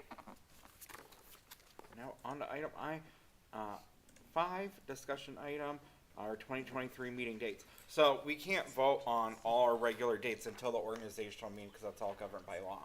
Let's give us an opportunity to talk to them. So two goals of the discussion. One is to have conversation about when we meet, and secondarily, if we could leave tonight with an agreement on when the organizational meeting / first regular meeting of the year will be and at what time we have that. That would be very helpful for Ms. Stoikoi and her department, and then Mr. Jones to start planning the agenda for that as well. So, we have the proposed meeting dates. Mr. Jones and Dr. Salko asked me, and I said, I thought that would be best to start the proposal off of what we've always done, because that makes the most sense as a starting point. I would like to ask us to consider keeping them on Wednesdays, but potentially shifting to the second and fourth Wednesdays of the month. And I've done some work to look at conflicts, and we do pretty good avoiding conflicts, and it addresses that April 19th meeting, which in the first and third is the issue because it's the art walk, and let's be honest, none of us are going to show up to a board meeting if it's art walk night. We're going to the art walk. It also helps me with some commitments I have in my day-to-day job of some third Wednesdays that I have to be to a year that I would miss the meeting for every year, because that's when our conferences are. So that helps me as well. So I'm asking us to consider that, and then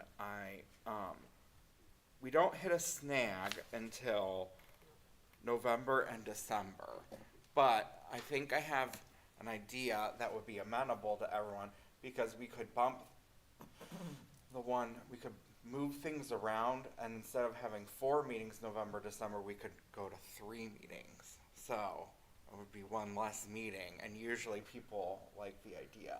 So we just have to be creative, because we would be the day before Thanksgiving would be, and that's not going to work. And then the other one would be December 27th, and most of our administrators will probably be taking vacation time at that time, because that's usually when a lot of administrators take vacation time, is around our winter and summer break. So I can keep working on this, and we can have more conversation at our next meeting. I just want to throw that idea out there, and I'll kind of put it together in a more comprehensive way. 2 and for 4.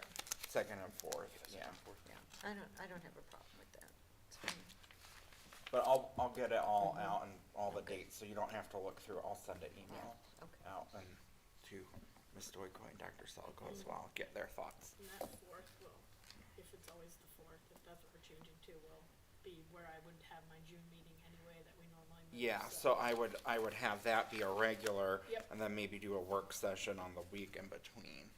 Because we usually do one in January and one in June that we call like a work session, where we don't vote on anything, but we just use them as kind of touch points to talk about what's going on. There's usually, we always say as needed, but then there's always enough stuff going on that it's like, this would be a good time to just have some longer conversations together, as opposed to trying to shove it all into regular meetings when we're trying to get business accomplished, so.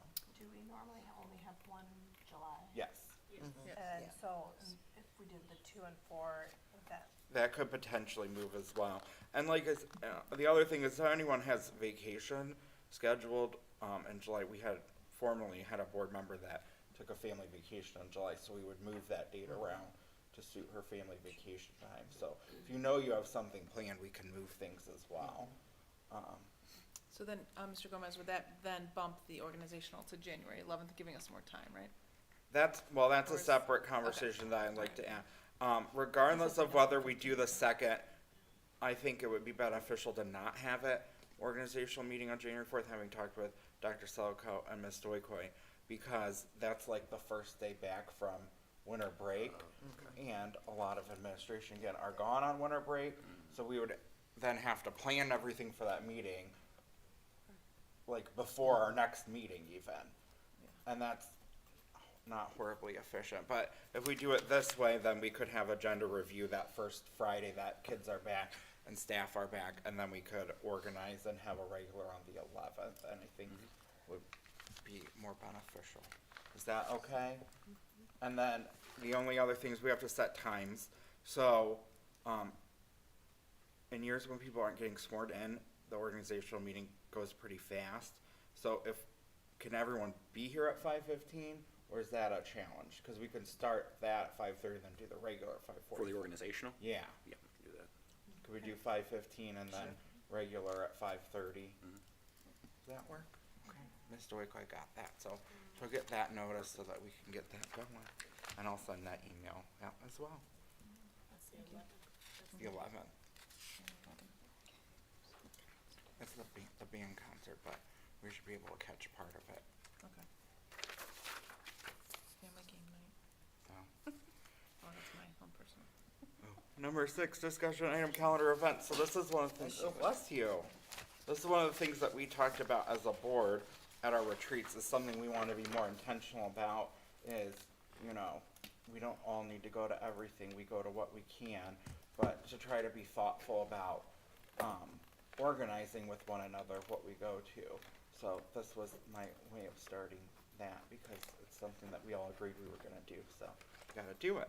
So we have our December calendar events. First of all, thanks to Ms. Stewart for getting these for us, because it's very helpful. I didn't put the athletics on there, because That's a whole different monster. world. Yeah. But we very much appreciate this. Absolutely. That's first and foremost. So, you know, like, do you want to just go through this and say if someone's going to it and mark it down? I'm not trying to make Ms. Coco talk, but you can give me a nod, yes or no, if that's a good idea, since this was. No, and I think I emailed the things I was planning on going to this week, to have everything, but, as my health allows, I'm planning to do, Preston and this week and Vespers as well. And I would like to swing by, DeWitt and Lincoln, but I don't know if that's possible on Friday. But again, that is all that my health probably allows. I am not sure going into next week. We do have the same night as Richardson. We have a meeting. My husband will be there attending, but I will not be at Richardson. I was planning on attending Preston, Lincoln, and the Roberts Winter Band concert. I may go to the Vespers Choir, because I really enjoy that. I'm not sure. But those were the 3 that I was planning, and I missed the Winter Band concert at the high school. Don't worry, we attended it. I know, but I wanted to go, and I missed it. Oh, well. I looked for you. I know, I always go. I don't know why that date slipped, I don't know. Oh, well. And Dr. Salko posted on Twitter about how it was her first, and I was like, Oh, well, man, then it's so next year good. she'll learn about the different traditions, because she goes, didn't they play this song last year? And it's like, they play that song. Yes. They play Right. certain songs every year. Yes, yes. You don't catch on to traditions until you've seen it Yeah. twice. I do have to say about that too, that they play Siren every year and it's always so good. I would love for us to get that recorded. Yeah, it is good. I don't know if there's copyright rules or. I don't know. Well, they That's- paid for the music. I don't know. Miss Stewart would know the answer. I'm not sure. 'Cause she, Get a record. Leroy Anderson, I don't know how old, I have to do some research. she would on know. that. She's you know, music person. Yeah, plus the arrangement. Yeah. It might be copyrighted, not Yeah. necessarily the tune, so. And then sometimes if you put it on, even if you like have the rights, if you post things, people they flag it. I know, I've tried to post We when had my that. daughter We was had at that Severance Hall. with Yes. something. That was in They wouldn't let me live it. Yeah, yeah, yeah. One of the songs don't. was flagged. So I know I'm gonna try to go to Preston tomorrow night, and then I want to stop by and come to the Soups Troops thing, just because I want to get a chance to meet some of the Soups Troops people, because we're gonna try to build off of that with the student board members. So I thought it was it's hard to say Soups Troops. And I know.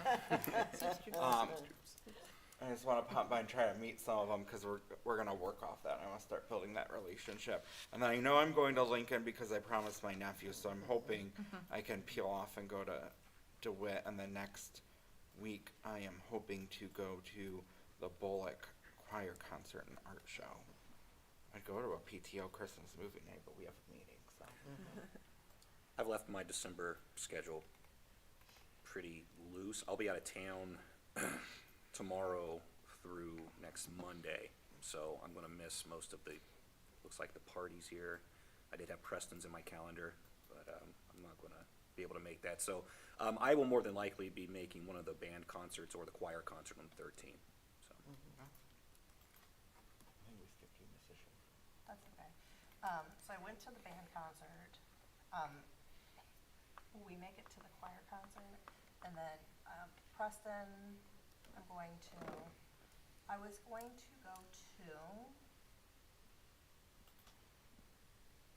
well, is the choir concert, the Roberts choir concert at the same time as Soups Troops thing? I think, Soups Troops is 6 to 9 tomorrow. I don't know offhand. Roberts is at 7. 7, I think, yeah. Middle of the high school. Is anybody going to Robert's choir? It's here though, so. I know.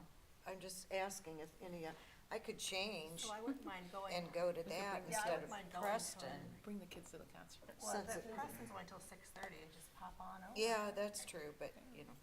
Come out and- So I wouldn't Can't mind do going 3 to things the in a Roberts. night. I've learned that lesson. Yeah, it gets tricky. I've learned that lesson.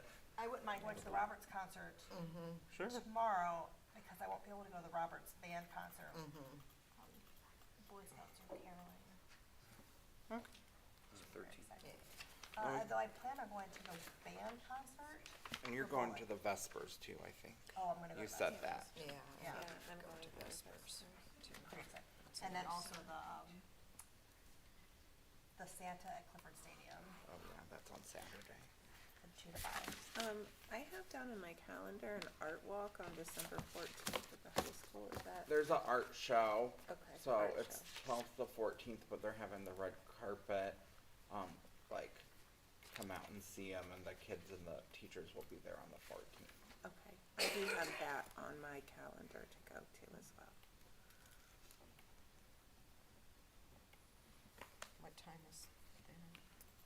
I don't remember. Okay, It's in the evening. yeah, I figured. But I they don't should have the send their events to whoever puts them on the Yeah. calendar so they We're can make trying it to off. put together of my Yeah, mom's yeah.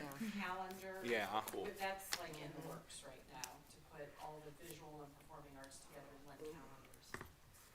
So we can think about how we did that and see if there's better ways or if that worked for us in the future. And then, because one of the goals is to think about how we prioritize our time, because in January, we wanna start talking about the other goal we set for ourselves as a board is to have these one-on-ones where we, meet board member to board member to build relationships and, do things, cause we can meet 2 people, we just can't have 3 talking about board business, so. It's about being intentional with our time so we can make sure that we're, getting the work of the district done, but still, getting to go to the things that make you smile. Okay. Sounds good. Number 7 is future agenda items. At the next meeting, we have to vote for President Pro Tempore. We have to, have an executive session to have our conversation about valuing Dr. Salko. Remember, she won't be there. At the next meeting, Mrs. McClure will step in to her role for that, which she's done many times before. And then, the other thing is that we have the presentation from Holly Merkel on the updates that that department's doing. So those are the highlights of that meeting. And then I promised that I would explain these 2 documents to everyone. So in the one that just says 2009 at the bottom, if you go to this page, page 12, that's where it actually gives you the actual standards. It starts on page 12 on the one that says 2009 at the bottom. It's the other one. Page 12. Page 12. That's the page that starts the actual standards that they developed for superintendent. Perfect. No, that's the, yes. Standard 1, 2, 3, 4, and 5. So that's the easiest place to go to look at what those actual standards that the state developed for as you think about things.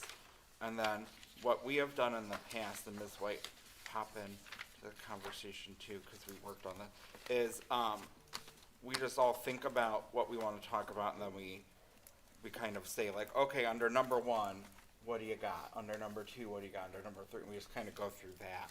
And then if you go, same packet, page 18, it's called step 3, and it talks about a formative mid-year assessment. That's the piece that we are doing now. So on page 18, it explains to you a little bit about what the goal of a formative assessment, mid-year assessment is. So gave you all the information so you can read as much as you want, but I also wanted to highlight the most important pieces. So if you didn't feel like attacking it all, you know the most important pieces to make sure that we're prepared for an impactful and productive conversation. And then this other one just talks about the standards and the process that they use, so it's another good info piece.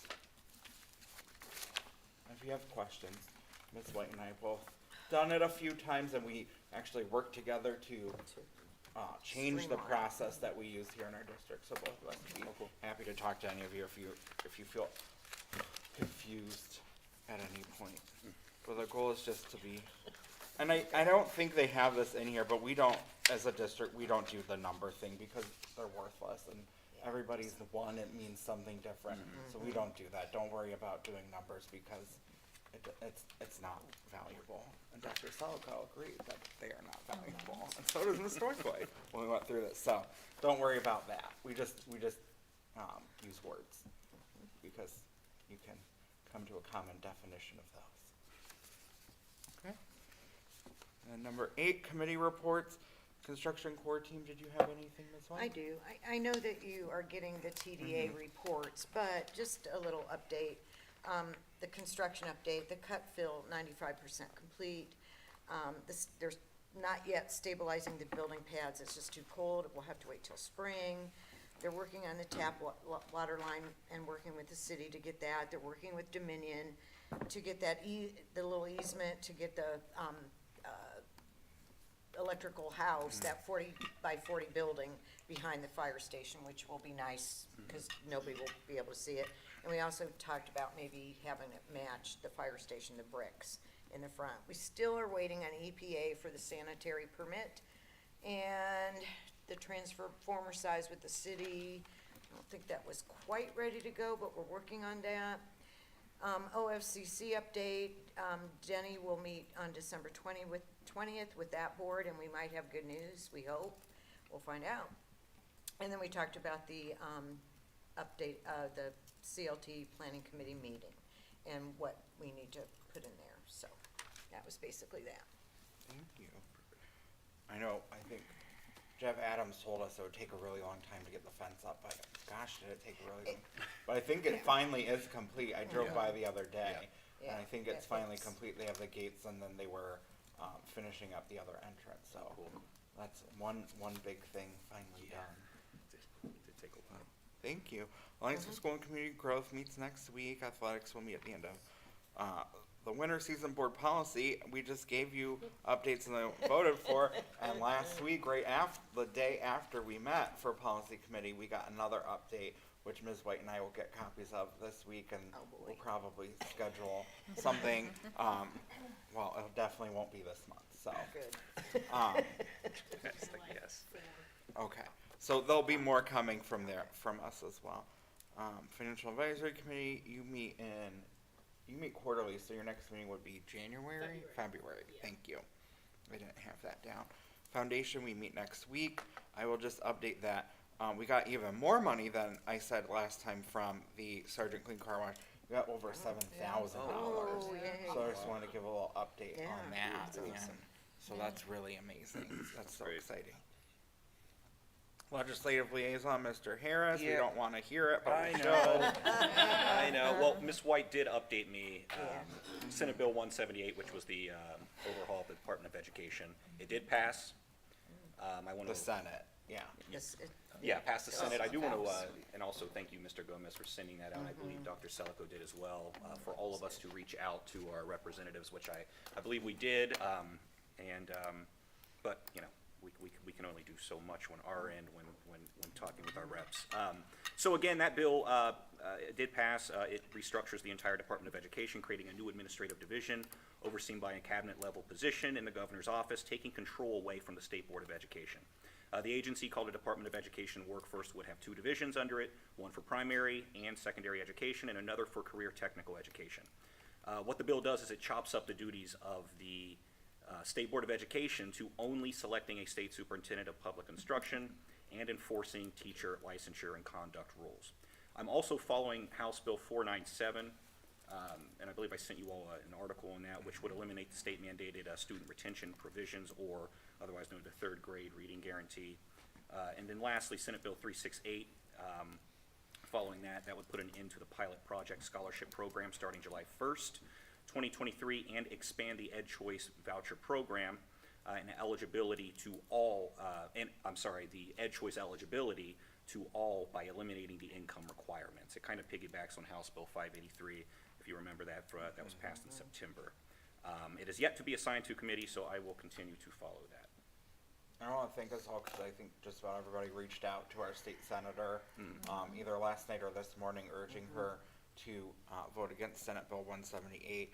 And I believe she was the only Republican to vote against it. So our appreciation to her, it wasn't the deciding vote, but we still appreciate the fact that she listened and voted against that piece of legislation. So our thanks.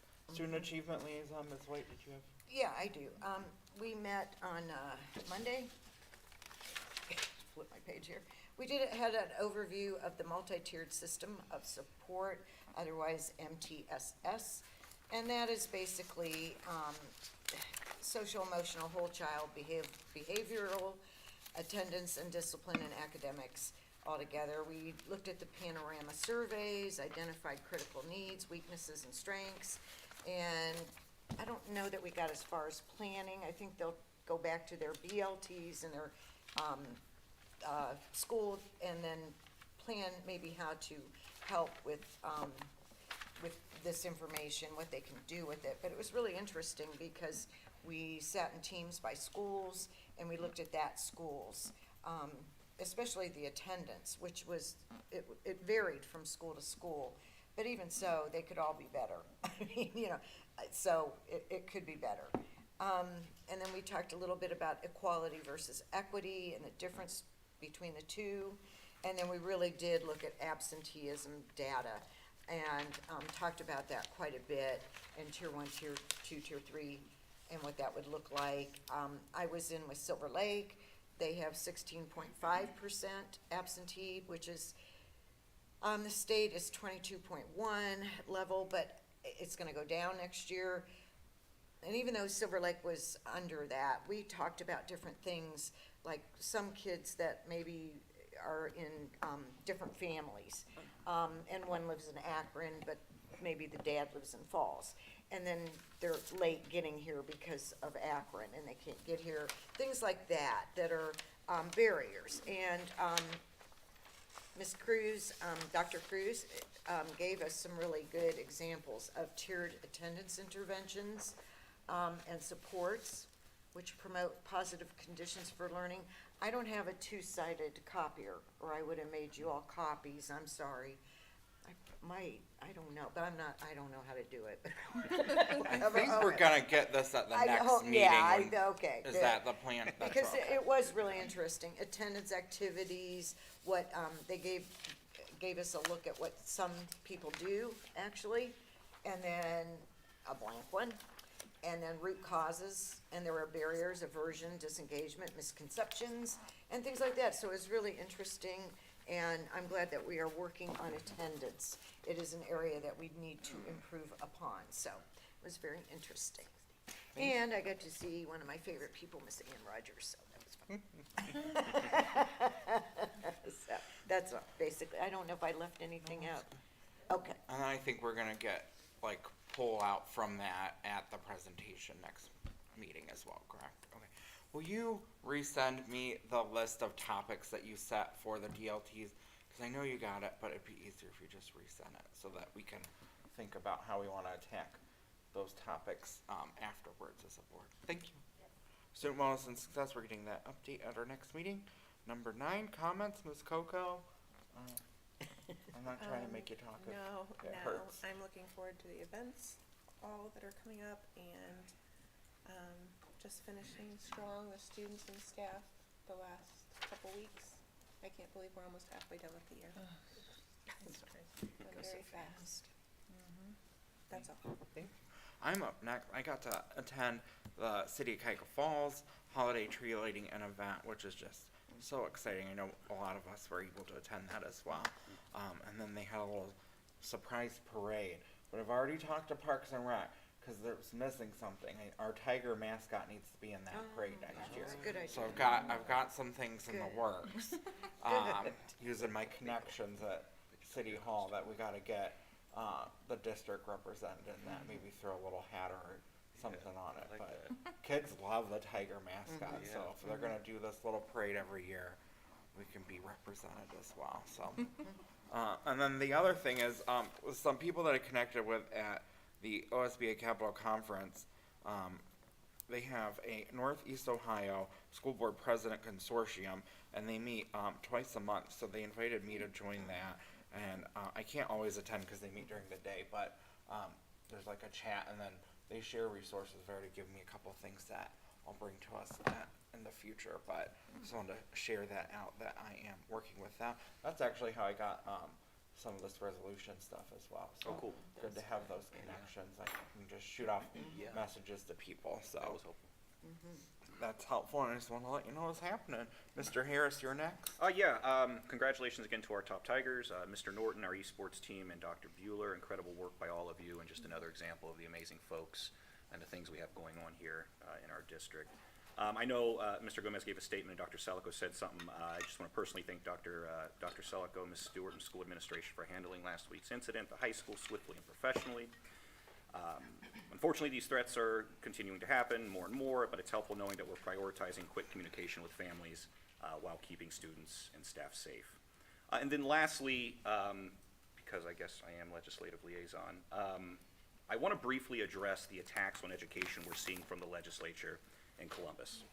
I've said this before, as has everyone up here, one of my colleagues up here. It's our #1 priority to protect every child in our district and assure each of them are getting the help and the education they need to succeed. We cannot continue to do that when we have legislators in Columbus playing party politics with that education. We cannot do that when we have legislators handcuffing the state board and local boards from making decisions that best meet the needs of their communities. I'm sorry, but Representative so-and-so from Lucas and Butler counties probably don't know what is happening here in our community. They don't know our needs here in Cuyahoga Falls. They don't understand that we value our growing diversity and seek to include every student, every day, providing every opportunity we can. They might, but I doubt it. The polarization of our political discourse should not be impacting the one thing we should all be able to get behind, and that is a quality public education for every one of Ohio's students. It's my hope that our elected officials in Columbus will wake up and govern for all Ohioans, not just the folks in their political party, and allow for local control to remain intact. Their power grab should not come at the expense of our students, our staff, and their families. Thank you. Thank you. Mrs. Schaefer? I know she's intimidated to follow. I know, now I'm gonna talk about band concert. So I was at the band concert, and the winter band concert on Monday. And I was thinking about it, there were 6 bands. There's 6 bands in the high school. There's a freshman band, gold, black, symphonic, and then 2 jazz bands. That's a lot of musicians. You know, that's not even counting any of the choir and you know, many of the students play multiple instruments. They're in sports. They're working in the auditorium. I mean, it's an amazing program. I'm very proud to be a product of that program and working on it currently. Played a lot of Sleigh Ride, one of my favorites, and one of my new favorites, Birdland. That was great. I plan on attending Vespers. It's the First United Methodist Church on Saturday, so that's going to be very exciting. And that's it. Okay, Ms. White? Yes, I did receive a call before I left for the meeting from Ms. Rodner's office, and they let me know that she did listen to our messages and voted no. I was really impressed that I got a call from her. I mean, Appreciate it. but I did call last night and told her to please vote no, which she did, but it passed. So it goes to the House. But I don't know if you get the Akron Beacon Journal, anybody? There was a really good article, Why Ohioans Took State Ed Board Control from Governor. I did not know this, probably because I was, well, I may not have been born, so most of you wouldn't have been either. But in 1953, Ohioans, with a constitutional amendment, removed the state education agency from the governor's office by establishing an independent state board of education. A history lesson, which some state officials would ignore, is in order. Ohio did not have a state school officer until 1837, when the legislature enacted the office of superintendent of common schools and employed Samuel Lewis as superintendent. After 3 years, Lewis resigned and the legislature repealed the law which established the position. The Ohio Constitutional Convention, this is going back, 1850 to 1851, called for the common school system. Delegates debated, but ultimately rejecting the idea of establishing in the Constitution a state officer for education. In 1853, however, the legislature enacted legislation providing for a state commissioner of common schools to be elected on a 3-year cycle. During the Constitutional Convention of 1912, delegates crafted language to replace the state commissioner of common schools with the superintendent of public instruction. Ohioans approved the amendment, and the legislature attached the position to the governor's office. In 1953, Ohioans passed a constitutional amendment as follows. There shall be a state board of education which shall be selected in such manner and for such terms as shall be provided by law. There shall be a superintendent of public instruction who shall be appointed by the state board of education. The respective powers and duties of the board and of the superintendent shall be prescribed by law. Ohioans removed the superintendent of public instruction and thus the state education agency from the governor's office. Now, I remind you, this was a constitutional amendment. In 1990, Governor Voinovich requested the legislature to allow the governor to appoint state board of education members as a means to gain control of the state education agency. The legislature gave Voinovich the authorization to appoint 8 members in addition to the 11 elected members. This action paved the way for a dysfunctional environment that continues to this day.